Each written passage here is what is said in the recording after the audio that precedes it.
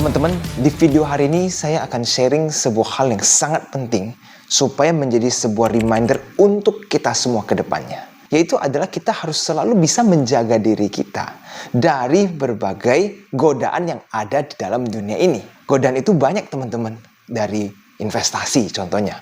Apa sih godaan di investasi? Yang paling gampang adalah iming-iming untuk mendapatkan cuan yang banyak dan gampang. Dan itu sudah terjadi di mana-mana. Tapi tidak berhenti di situ, teman-teman. Godaan itu berlanjut. Bisa saja dari hal sederhana seperti makanan. Banyak kan teman-teman lihat di dunia ini makanan itu ada yang enak dan ada yang sehat. Ada sih beberapa makanan yang sehat dan enak, tetapi tidak banyak. Kebanyakan makanan itu yang sehat biasanya tidak enak. Tetapi karena godaan itu biasa menawarkan instant gratification atau sesuatu yang nikmat, akhirnya apa? Banyak orang yang suka makan makanan cepat saji karena enak dan gampang dan cepat tentunya. Dan begitu banyak sekali godaan-godaan lainnya yang menawarkan kita itu sesuatu yang nikmat dengan cepat dan gampang. Saya akan mulai dari dunia investasi terlebih dahulu ya teman-teman. Karena godaan di dunia investasi itu udah saking banyaknya memakan korban. Dan sangat disayangkan ya, orang yang sudah banyak duit akhirnya kembali jatuh miskin karena godaan-godaan di dunia investasi. Kalau kita kembali melihat godaan di dunia investasi, ini sebenarnya sudah ada sejak ratusan tahun yang lalu. Mulai dari Ponzi scheme.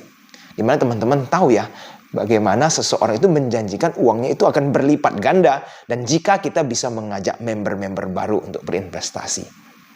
Kedengarnya gampang kan? Ajak orang uangnya melipat ganda. Tapi kita harus mengingatkan diri kita sendiri teman-teman. Kalau yang namanya sesuatu begitu gampang dan bisa menghasilkan begitu banyak, kenapa tidak banyak orang yang kaya? Kenapa begitu banyak orang di Indonesia yang masih dalam kategori menengah atau bahkan menengah ke bawah? Berarti tidak gampang kan? Nah, nggak mungkin nih ada orang yang kita nggak kenal datang-datang kasih sesuatu yang gampang memberikan kita cuan. Dan banyak lagi cuannya. Itu nggak ada di dunia ini. Nah, lalu ada nih, pasti orang memberikan argumen. Kok jangan salah kok. Ada loh orang yang beli kripto, koin micin ya.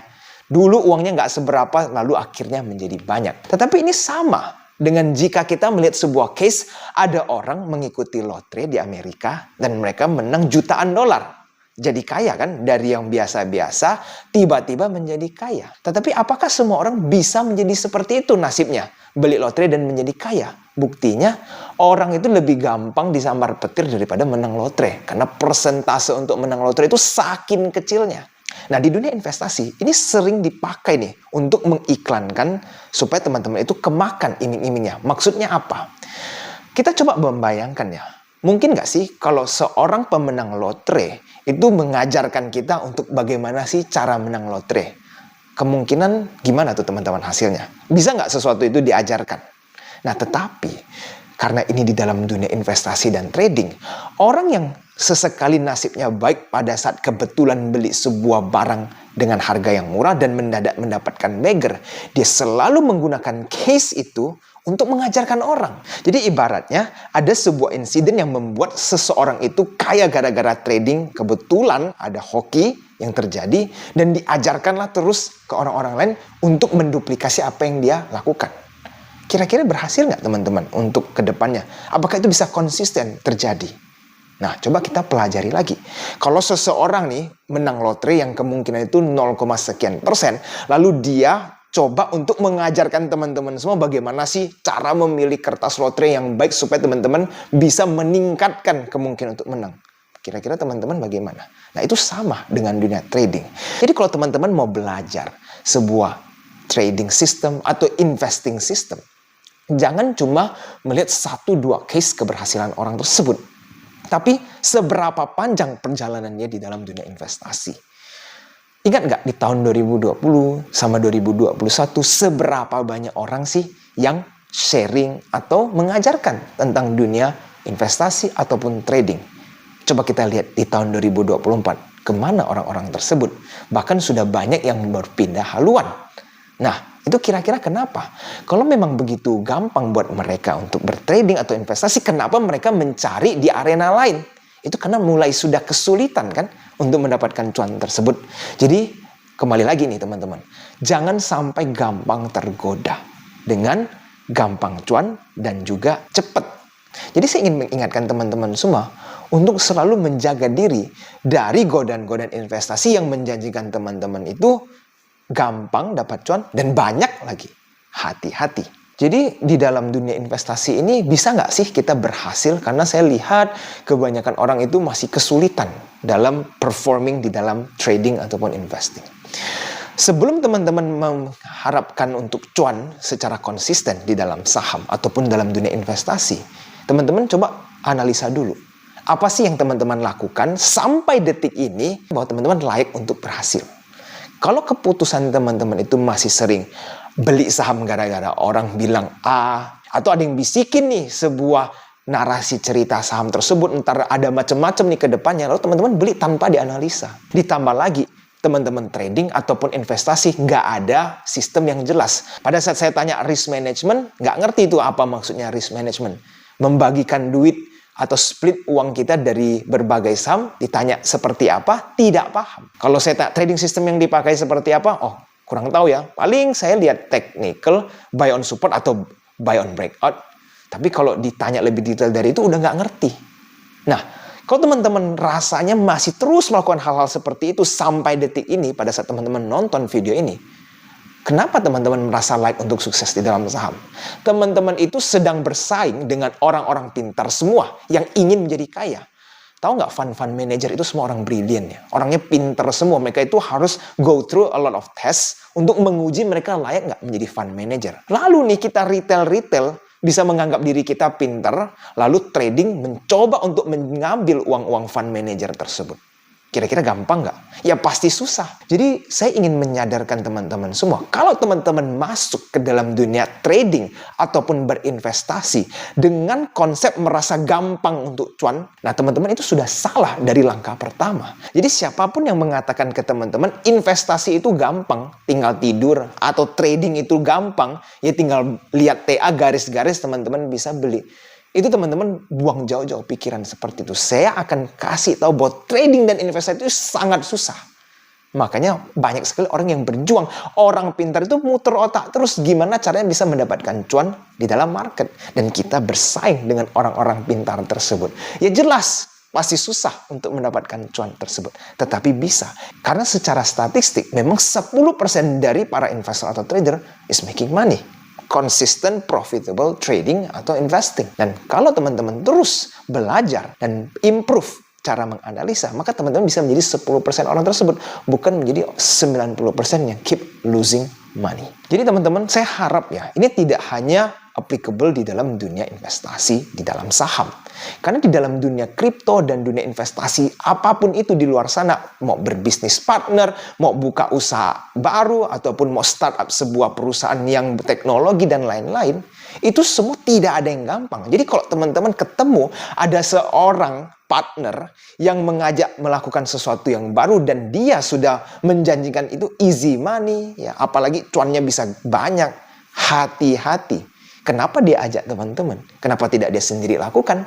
Benar nggak? Kalau memang segampang itu dan sebanyak itu cuan yang bisa dia dapatkan. Jadi teman-teman ingat baik-baik video ini. Dan kalau teman-teman ada ketemu nih teman-teman orang di sana yang sering ketipu dengan investasi bodong, send video ini. Supaya mereka disadarkan. Jangan sampai mereka habiskan uangnya itu sia-sia, udah capek-capek nabung, dimakan sama orang-orang lain yang memberikan godaan-godaan tidak berarti. Ingat baik-baik. Nah, saya ingin juga sekaligus sharing ya teman-teman, karena IHSG kita ini kan terus-terusan lagi hijau, rally nih. Ada beberapa angin segar yang perlu saya sharingkan ke teman-teman.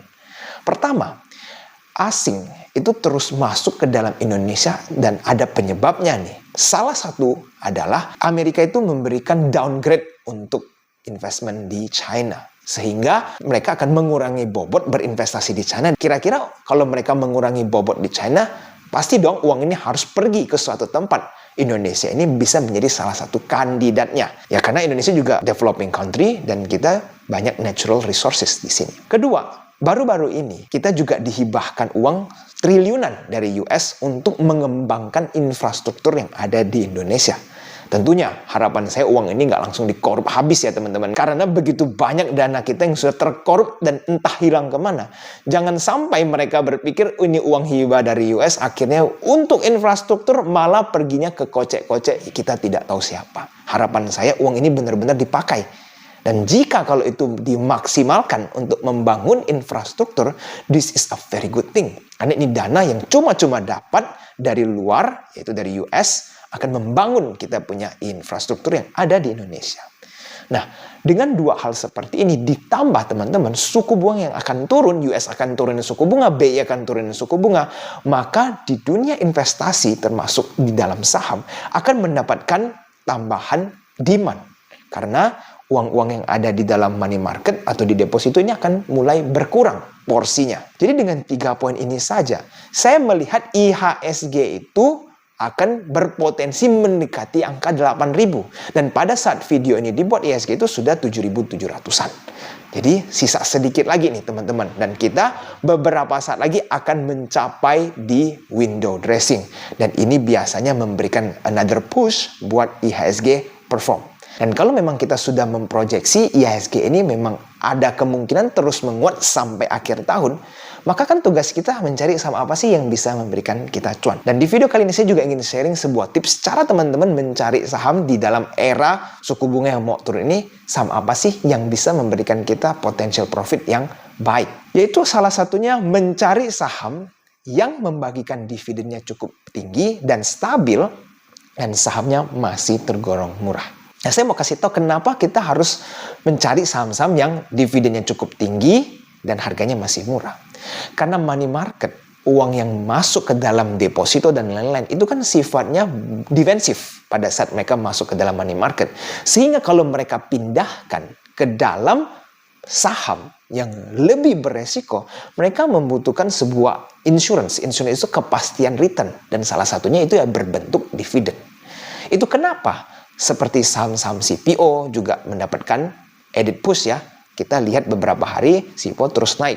Ditambah lagi dengan berita yang cukup bagus untuk CPO, kemungkinan pengurangannya levy ekspor CPO ini. Jadi kita harus paham bahwa CPO itu kan banyak sekali yang memberikan yield cukup tinggi. Payout ratio mereka bagus, memang mereka rajin membagikan dividen juga. Sehingga setelah sekian lama CPO itu tertidur dan sebentar lagi suku bunga akan turun, maka tidak heran big funds mulai masuk ke dalam beberapa saham CPO. Tapi tidak berhenti di situ ya teman-teman. Contoh lainnya seperti saham INDF, di mana memberikan yield juga cukup baik karena stabil kan, konsisten, dan dia itu blue chip, gampang buat dana big fund masuk, mendapatkan angin segar juga. Beberapa bulan lalu INDF itu masih di angka 6.000. Dan pada saat video ini dibuat, sudah tembus 7.000. Nah, kelihatan banget ya, bahwa big funds itu mulai mencari-cari saham yang konsisten membagikan dividen yang cukup tinggi dan harganya masih murah. Tentunya, seperti big banks, itu juga pasti dihajar sama big funds ini, yaitu dana-dana asing. BRI, teman-teman lihat, BRI sudah tembus 5.200. Dan yield dividen BRI kan masih sangat bagus di angka seperti ini. Apalagi kalau teman-teman bisa mendapatkan di bawah 5.000, tinggal terus-terusan belanja saja. Jadi kasihan ya buat orang-orang yang ketakutan pada saat BRI itu tembus di bawah 4.500. Apalagi kalau buang di angka dekat 4.000. Mereka telah kehilangan cuan dan mereka terlalu banyak mendengarkan fear yang tidak perlu di luar sana. Jadi teman-teman, harapan saya dengan saya sharing hal-hal seperti ini, teman-teman bisa mulai nih menganalisa kira-kira saham apa nih yang bisa diincar supaya bisa mendapatkan cuan. Dan jika teman-teman ingin berdiskusi lebih lanjut tentang saham, bisa teman-teman lakukan secara gratis ya. Karena setiap hari Minggu jam 8 malam, AJ Invest selalu mengadakan diskusi bareng saham di Telegram. Dan teman-teman bisa join di link di bawah ini. Ingat, totally free. Dan teman-teman, sebagai penutup di video ini, di November ini AJ Invest itu akan adakan gathering perdana di Jakarta. Dan untuk tanggalnya itu ada di tanggal 30 November.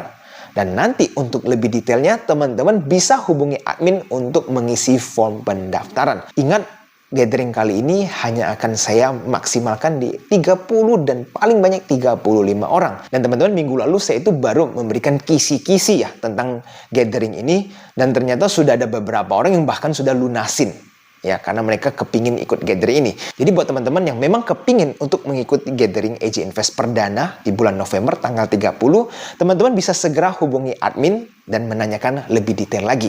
Dan teman-teman, semoga video hari ini bermanfaat dan pastikan jangan sampai tergoda dengan iming-iming investasi yang menjanjikan teman-teman big return and easy money. Sampai jumpa di video minggu depan. I'll see you again next time. Bye-bye.